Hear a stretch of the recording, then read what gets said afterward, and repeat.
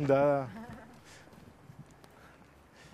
Така че е възможно част от тези неща да са... Но според мен ще се променят по някакъв начин нещата и освен това ще се промени друго, че ако наистина поскъпне петрола и всички тези енергии,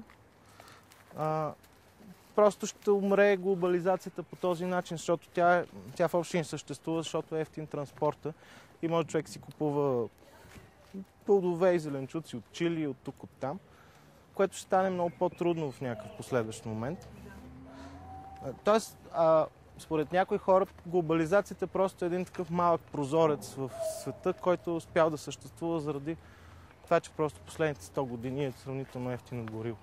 Но когато поскъпне, вероятно ще трябва ние да пренастроим цялото си разбиране за това какво означава пазар и по какъв начин съществуваме в него. И от тази гледна точка, всъщност, това, което писах в книгата си, там създаваме някакво общество между хора, които съществуват на някакъв солидарен принцип. Не знам дали това е възможно, защото комунистическото общество се опиташе точно по този начин да съществува по някакъв фалшив солидарен начин. Но в него хора, които са в София, в България, купуват само помежду си неща, разменят само помежду си неща. Въобще социалните им контакти гледат да се ограничат от държавната власт, от цялата тази власт, която, нали, в общи линии за тях е нелегитимна, както и за нас, между другото, поне за мен в България. Да, но не мисля, че това е поредната мода. Би могло да е мода, да. Би могло да е мода. И нещо много такова едно. Част от нещата, успеха на едно нещо... Елитарно едновременно с това. Според мен част от успеха на някакви неща идва от първо това, че стават, от това, че са добра идея, от второ, че стават и мода. Защото една добра идея без да влезе в модата, според мен си умира, нали? Да. Не съм много убеден, това сам ми хрумна. Той и тества, просто пробваш различни възможности. Да. Да. Може би тази идея, която те развиват, не е чак толкова добра. Те, примерно, ще решават да си зададат собствени родителски кооперативи, нали, в началото, после училища, после университети, после болници. Цяло алтернативно общество. Да, което в общи линии да изолира държавата и да няма нужда чак толкова от нея, за да може да по някакъв начин да съществува по някакъв достойен, добър, айде не толкова богат, но все пак някакъв такъв начин.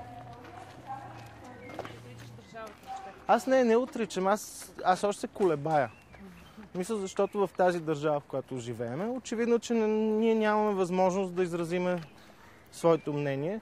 Дори да го изразиме, не успяваме да се организираме. Дори да се организираме, ние ще сме не повече от 5-10%. Хора, които по някакъв начин са поставили толерантността, честността и... Лумпени от интернет. Да, точно такъв тип хора.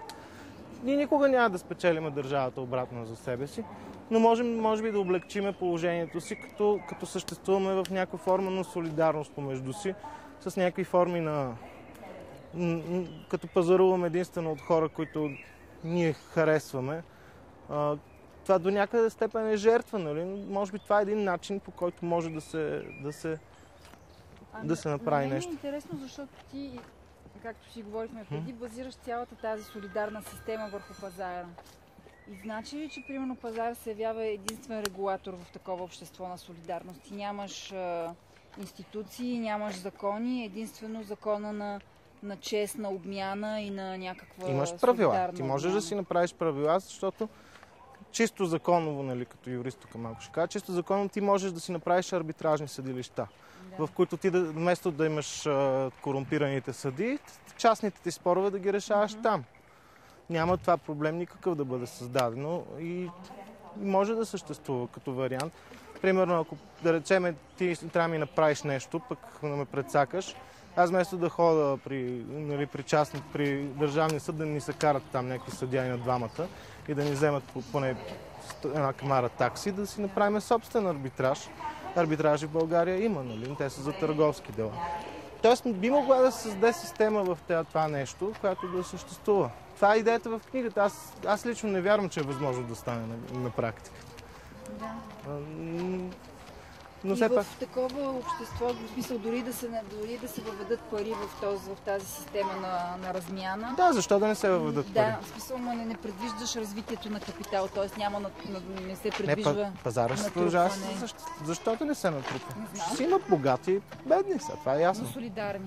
Но солидарни, да, защото държавата ни не е обединена на ценности, тя е обединена на териториален принцип. Хора. Аз това, ако позволяваш все пак да дадем някакво такова мнение, нали?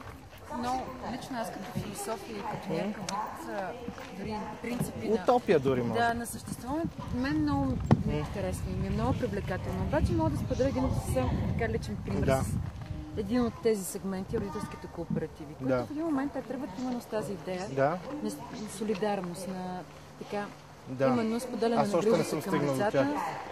В един момент обаче, когато започват те да калкулират всичките си разходи, такси, и таксата за един родителски кооператив, тя стига вече до таксата, която е в една частна детска градина. Такси, в един момент на теб става на кантар това, служава усилие, трябвало да дадеш за това, те сравняват на това, а също си много повече грижа и повлеченост от това страна. Естествено, аз ако мога да избирам, бих избрала все пак родителски кооператив. Това ти е пазара. Той се конкурира именно с това. Отново някак се стига до ново нещо, което отново влече много тук в чисто финансовия ресурс, разбираш ли? Тя няма да стане. Докато на мен много ми се ще, и затова те попитах тогава за моята, защото това, което и с храната, което се практикува отново, то някакси... Те са 100 пъти по-скъпи и така нататък. Именно, това е ужасно. Качва цената на купуване на тези чисти храни на много висока цена, докато тя може да се купи наистина от някакви хора на село на много по-ниска цена. И някакси, аз имам чувство, че ние градските хора сме тотално обречени, защото вече ни цекат с много пари. Да, но виж, заради това тази общност не трябва да е принудителна. Тя сама със себе си, собствените си структури, които създава, трябва да ги конкурира с държавните структури. Ако те се окажат по-ефективни от нея, ти ще можеш естествено като човек от общността да ги използваш и държавата и това, но хората, които са извън общността, няма да могат да използват примерно твоето, за да може така да се запази поне ценностния момент в цялата тази общност. Аз така си го представям и това е много по-добрият вариант, защото това е конкуренцията, защото пазара все пак е важното нещо, наистина. Може би не е най-основното. Тук въпросът е, освен пазара, наистина и тези базови принципи по някакъв начин. Не знам дали това може да стане. В смисъл, аз така съм го представил в книгата си, нарекал съм я Хармония, тази организация, много мисля как да нарека. Това е измислена организация. Тя е измислена организация, тя се представя най-голямата антиконсумеристична организация в София, в света. И в общите линии основните идеи, защото аз реших, че тя трябва по някакъв начин да има някаква идеология. Освен, все пак, базовите ценности, които всички изповядаме, няма нужда да ги споделяме, че ние сме толерантни хора, демократични, обичаме свободата, обичаме природата, но тя е основана и на антиконсумеризма, т.е. на това, че в общи линии помежду си ние сме създали една конвенция, че ние няма нужда да си купуваме нови телефони, нови неща и трябва да взимаме нещата, които имаме нужда. Това също е мода, възниква между тези хора, но това е единственият начин да оцелее по някакъв начин, защото ти не можеш да оцелееш, когато ти си с най-стария телефон, сред всички хора с най-новите, примерно Samsung или iPhone. И някакси няма да се чувстваш комфортно. Но когато ти си създал тази общност, която е казала, няма нужда да имаме 20 чифта гащи или 500 и така нататък, това облегчава този ценностен избор, който всеки един човек може би го има в себе си и всеки го има, защото всеки пазарува и неразумно. Това е основното нещо, което те ще се опитват да... Това е естествено, аз не съм някакъв човек, който мислител и който може да го измисли по някакъв начин, че да стане това. Но това съществува в известна кръга. Естествено, че съществува, да. Нещо утопично и нереалистично. И в разговор с Веселка се спомена, че всъщност има такива социологически изследвания за щастието и се оказва, че щастливите хора, не зависи от това колко пари имаш, а как се съотнасяш спрямо тези, които са около тебе. Тоест, ако не си заобиколен от хора, които са много по-богати от теб и които ти карат да се чувстваш неадекватен, то тогава нямаш проблем да живееш с много малко.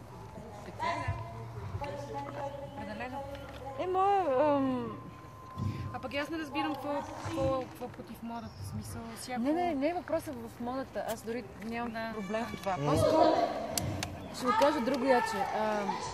За да можеш ти все пак да си част от едно такова общество, ти отново трябва да разгледаш един така доста силен финансов ресурс. Да разполагаш с него, ти отново трябва да си част от тази корпоративна система и да си позволи високата заплата. Да.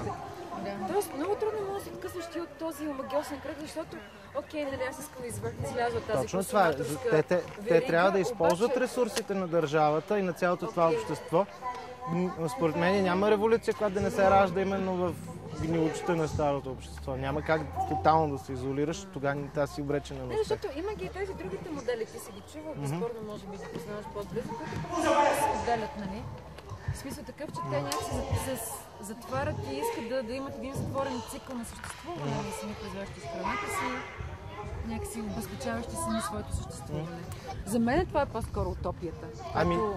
Според мен всеки принцип, който го изведеш в абсолютно чист вид, общо и не може да го спазваш през цялото време, да се държава прекалено много и в един момент те прави роб на този принцип и не успяваш да действаш, защото ти трябва, освен да си ценностен човек, трябва да си прагматик. И трябва по някакъв начин двете да ги съчетаеш. Аз, примерно, също като работя като адвокат, аз не винаги работя за хора, които ги уважавам или нещо такова, нали, смисъл. Имам някакво ниво, нали, от което нататък не мога да престъпя. Но сега, ако някой не си е платил на някого 100 000 лева, примерно, ще го защитавам. Сега, това ми е работата, нали. Това не означава, че одобрявам този начин, но не означава, че мога да се ръководя и съм свободен да се ръководя с цяло спрямо ценност, защото аз също трябва да живея по някакъв начин там. Първо обаче аз си мисля пък, че не е необходимо задължително да се създаде евентуално такова общество, за да има така социална промяна. Защо трябва задължително да се тръгва от голям финансов ресурс? Може да имаш голям ресурс, примерно това, което ти можеш да правиш, за сметка на това, което другите могат да правят и когато хората са заедно и са наистина солидарни, където не ти тръгна. Всъщност няма нужда това да се измерва в пари. Всеки, който може да произвежда стойност, независимо дали е пари или в някакъв друг бартер.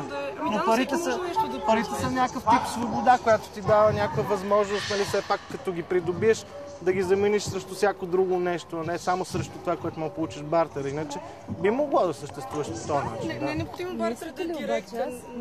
Аз много искам наистина да изолираме парите, обаче за мен това е най-голямата утопия. Не, няма как да се изолират парите. Трябва да се изолират парите. Просто не трябва да са само някакъв инструмент, а не нещо повече.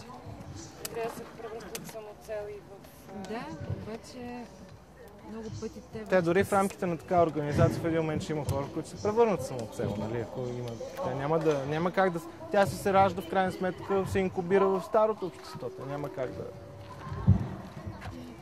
Но всъщност проблема е в обществото, че не е смисъл промяната, според мен се извършва ужасно бавно.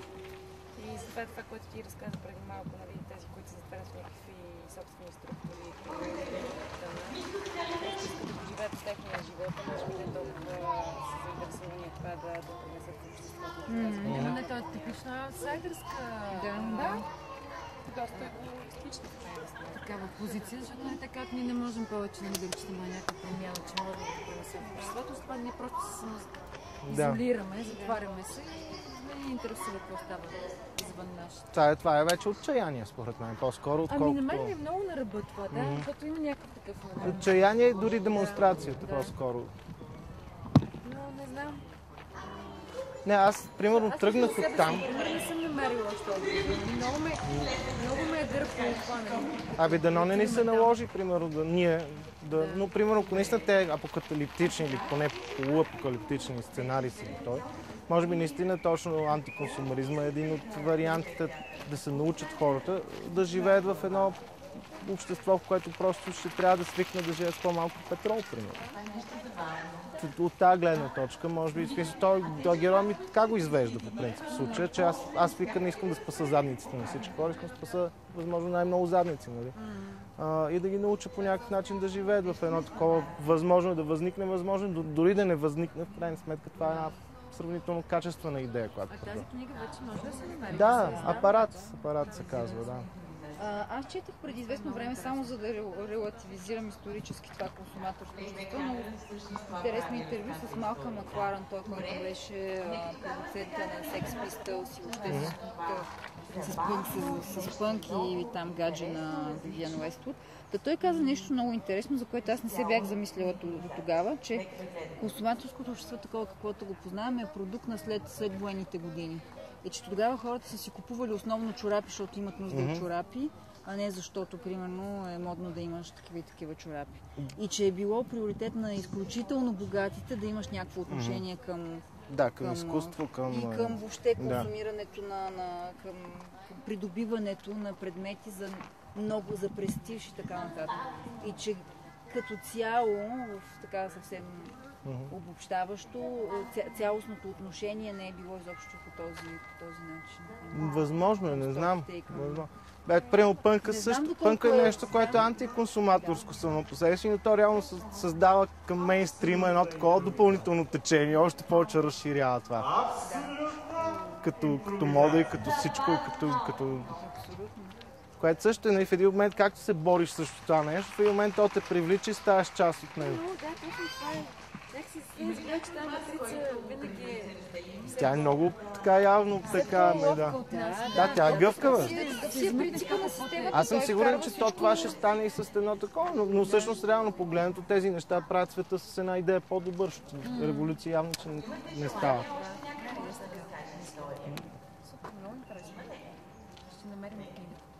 Има книжаница, апарат се казва. Тя е роман, в смисъл, тя не става дума за това, значи не е през цялото време за това. В смисъл, тя си има сюжет, има си герои.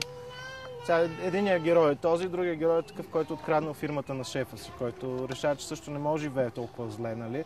На 30 години е бил честен, пък в крайна сметка тази честност нищо не му е дошла, което е нещо, което всеки човек си го е мислил в някакъв момент и него му се отдава тази възможност. И той се опитва фирмата на шефа си, която е откраднал, която всъщност е една сграда, която притежава, да я продаде на другия и се оказва, че прави една грешка и през тази част от романа се опитва да оправи тази грешка. Така че има си, нали, така и сюжет. Да. За разлика от повечето български книги.